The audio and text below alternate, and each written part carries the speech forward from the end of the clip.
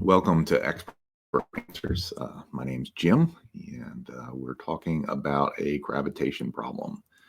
And so the student gave a question that had specific masses. We had two masses, which I will not repeat the numbers here.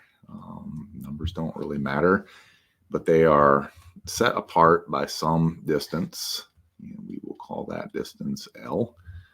And we stick another mass right in between. And the idea is this middle mass has two forces acting on it, one pointing to the left, exerted by mass number 1, and one pointed to the right, exerted by mass number 2. And the initial question is, what is the net force? What is the net force on this thing? And so the net right force is just going to be this guy here who's playing tug of war to the right minus this guy here, which is playing tug of war to the left. Now, the magnitude of F1 and F2 is given by Newton's law of gravitation.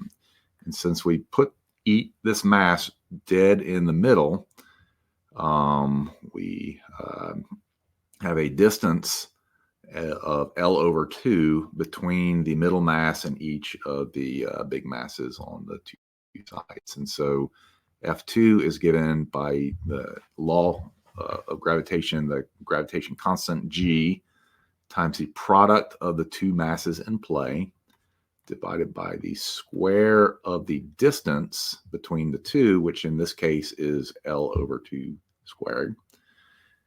And so this would be M2 here. The force exerted from mass 1 is going to be G times M1 times M divided by L over 2 squared.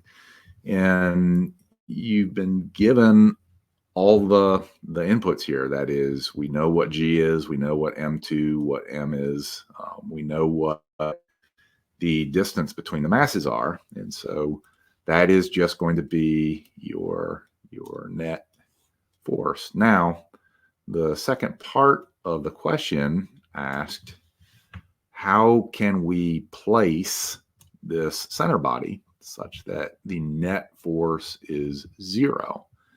And so the net force is calculated the same, but now instead of this mass being L over 2 away from M1 and L over 2 away from M2, it is going to be, we're going to call it, say, X1 away from L1, or M1 rather, and we're going to call it L minus X1 away from M2. And so in that case, the net force is calculated the same. It's G times M2 M divided by, but now we have a different distance. So for M2, we are L minus X1 squared.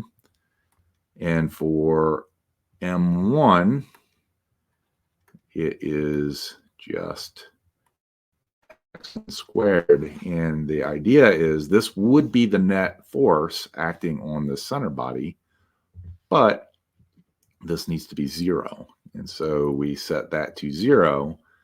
And what you will find as you proceed is this will result in a quadratic equation for X1, which you will have to solve.